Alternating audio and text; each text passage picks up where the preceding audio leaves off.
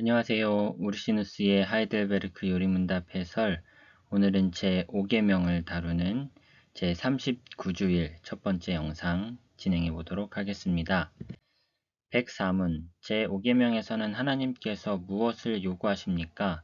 나의 부모와 내 위에서 권위를 행사하는 모든 이들에게 모든 공경과 사랑과 충성을 보이며 그들의 선한 교훈과 징계에 스스로 굴복하여 합당하게 복종하는 것과 또한 그들의 약점과 부족함을 인내로 견디기를 요구하시니 이는 하나님께서 그들의 손을 통하여 우리를 다스리기를 기뻐하시기 때문입니다. 이제 10계명의 둘째 돌판의 법들이 이어지는데 첫째 돌판의 계명들과 마찬가지로 이것들도 하나님을 높여서 순종하여 지키는 것입니다. 그러나 여기서 명령하시는 일들은 직접적으로는 사람들을 향하여 행하여야 할 것들이죠. 둘째 돌판의 직접적인 대상은 우리의 이웃이요. 하나님은 그 간접적인 대상이시다라고 말할 수 있겠습니다. 제5계명, 이는 둘째 돌판에서 첫 번째 위치를 차지합니다.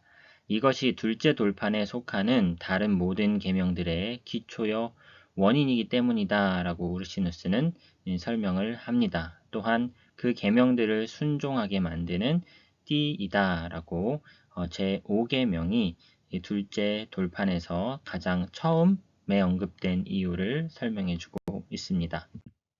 이 계명은 명령과 약속 두 부분으로 되어 있는데요. 명령은 내 부모를 공경하라 이지요. 이 계명의 의도 혹은 목적은 하나님께서 하급자들과 상급자들 간의 상호 의무들로 지정하신 시민의 질서를 보존하는 데 있다라고 설명을 합니다. 하급자들에게만 말하는 것이 아니라 상급자들에게도 어떠한 의무를 요구하신다라고 설명을 하는 것이죠. 이 계명에 나타나는 부모라는 용어에는 다음과 같은 상급자들이 포함된다. 첫째, 부모들. 둘째, 어린아이들을 양육하고 있는 보호하고 어린아이들을 양육하고 있고 보호하는 초등교사들과 양육자들. 셋째, 학교 교사들과 복음의 사역자들. 넷째, 국가의 높고 낮은 통치자들. 다섯째, 장로들. 이 모든 사람들과 기타 권위의 위치에 있는 자들 모두가 이 계명에서 언급되는 부모라는 용어에 포괄된다라고 봅니다. 우리는 이 모든 사람들을 공경해야 한다는 것이죠. 하나님께서는 이 계명에서 그저 부모들을 공경할 것을 요구하시는 것인데 이는 하급자들의 의무이다. 그러므로 그는 다른 상급자 혹은 상급자에 대해서는 어떠한 명령도 주어지지 않았다라는 반론에 대하여서 답변입니다.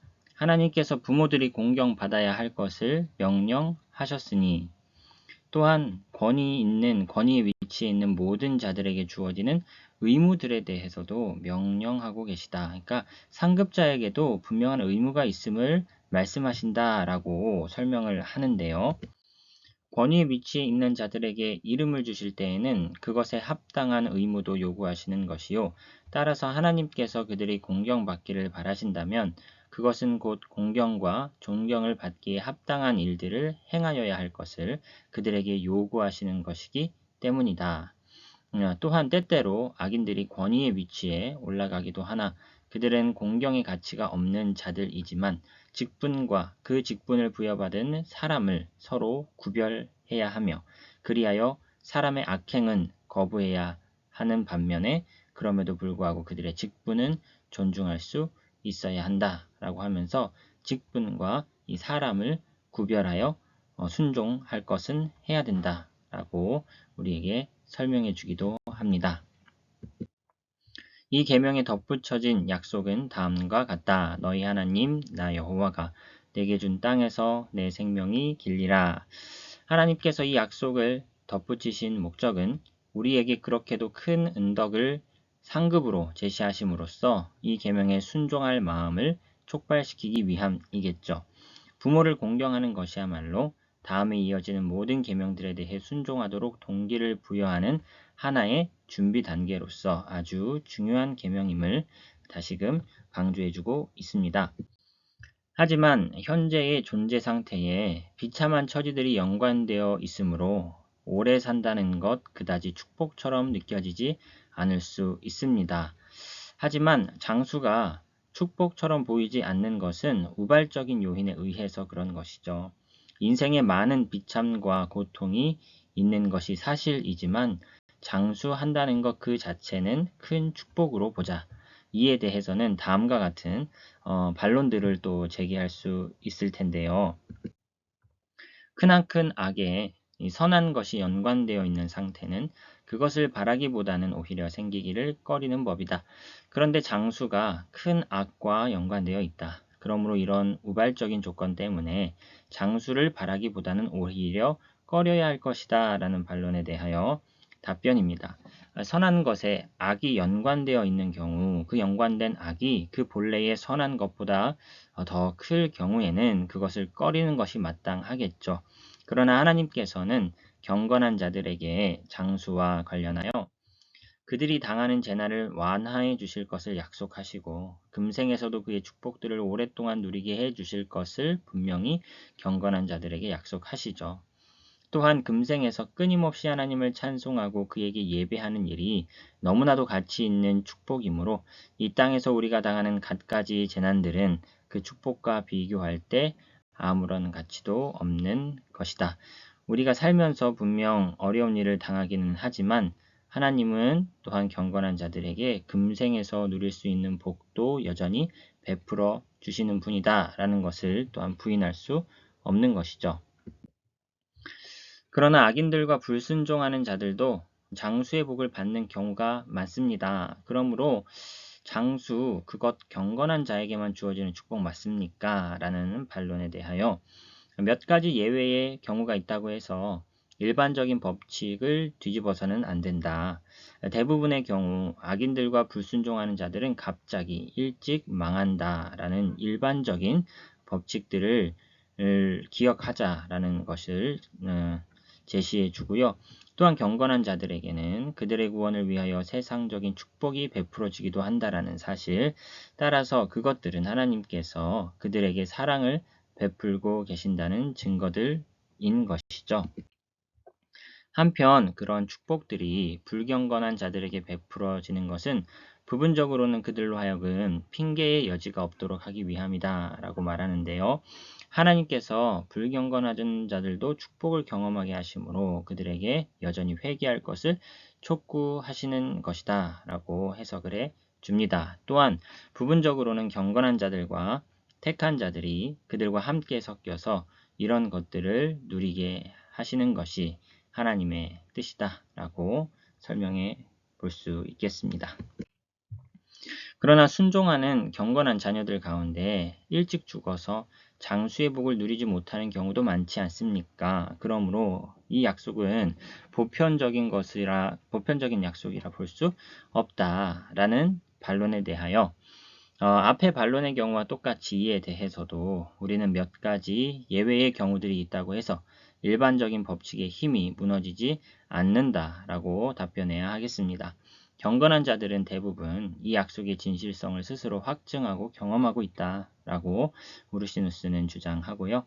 네, 세상적인 축복들에 대한 약속들 역시 징계와 십자가에 관한 예외를 포함하는 것으로 이해해야 한다라고 이제 우리는 경건한 자들로서 분명히 십자가로서의 고난을 당하지만 세상적인 축복들 역시 또한 경험하고 있음을, 또한 주님이 주시는 복을 또한 경험하고 있음을 부인할 수 없다는 것이죠. 그리고 더 나아가서 보다 더 나은 하늘의 삶으로 일찍 옮겨가는 것이야말로 이 장수를 누리지 못하는 것에 대한 가장 충족한 보상이다. 그래서 장수에 대한 약속을 어떻게 이해할 것이냐에 대한 논의를 쭉 진행해 보았습니다. 상급자들에게 합당한 덕목들, 부모에게 맡겨진 임무는 다음과 같습니다. 자녀들을 양육하고 길러야 한다. 자녀들을 상해로부터 보호해야 한다. 자녀들을 훈육해야 하며 혹은 자녀들이 훈육받고 적절히 교육을 받을 수 있도록 다른 이들에게 맡겨야 한다. 가정적인 규율에 속하는 징계로 자녀들을 다스려야 한다.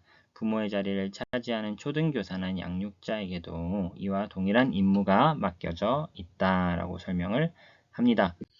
교사들에게 요구되는 임무는 다음과 같습니다. 그들에게 맡겨진 학생들을 신실하게 가르치고 훈육하는 것, 이런 점에서는 그들이 부모의 자리를 대신한다고 볼 수 있겠죠. 적절하고 적합한 규율로서 그들을 다스리고 통제하는 것, 자녀들의 교육과 양육과 관련하여 부모들에게서도 자주 나타나는 위의 과오들, 죄들과 동일한 것이 이런 면에서 이제 교사들에게서도 똑같이 나타날 수 있음을 주의해야 하겠다. 통치자들에게 맡겨진 임무에 대해서는 다음과 같이 정리할 수 있을 것입니다. 하급자들에게 복종을 요구하고 10계명의 두 돌판에 의거하여 외형적인 질서를 세워야 하겠습니다. 10계명의 명령들에 복종하는 자들은 보호하고 불복종하는 자들은 벌함으로써 10계명의 명령들을 강력히 시행하게 해야 할 것입니다. 시민적 질서 유지를 위하여 특정한 실정법들을 제정하는 것이 필요하겠습니다. 실정법이란 국가의 안녕, 질서의 질서의 보존을 위하여 또한 하나님의 율법이 요구하는 순종에 기여하는 정황들을 결정하고 규정하는 것을 뜻합니다. 그때그때 그들이 규정하는 법들을 시행하는 것 역시 상급자들에게 요구되는 합당한 덕목들이다라고 말씀드릴 수 있겠습니다. 상전의 임무는 다음과 같습니다. 종들에게 정의롭고 가능한 일들을 명하여야 하고요. 혹은 어울리고 정당한 일들을 명령해야 하고, 부당하고 불가능하며 강압적이며 불필요한 일들을 명령하지 말아야 하겠습니다. 종들에게 적절한 양식을 공급하며 그들의 노고에 대해 적절히 보상해 주어야 합니다. 종들의 경우에 적합한 규율로서 그들을 통제하고 다스리는 것 역시 상전의 임무가 되겠습니다. 장로들과 기타 지혜와 권위에서 높은 지위에 있는 사람들의 의무는 그들의 모범과 권면과 교훈들을 통해서 다른 이들을 치리하고 돕는 것입니다. 오늘의 결론입니다. 제5계명은 부모뿐만 아니라 위에 있는 모든 권위들에게 복종할 것을 명하는 계명인데요. 장수에 대한 약속이 붙어 있는 계명이지요. 꼭 경건한 자들만 장수하는 것이 아니라 할지라도 우리는 장수를 일반적인 복으로 여겨야 한다라는 설명 있었습니다. 부모, 교사, 통치자들, 상전들, 장로 및 기타 권세자들에게는 상급자로서 모범을 보이면서 적절히 하급자들을 다스려야 할 책임을 집니다. 라고 정리해 보았습니다. 다음 시간에 제5계명의 두 번째 영상으로 만나 뵙겠습니다. 오늘도 수고하셨습니다.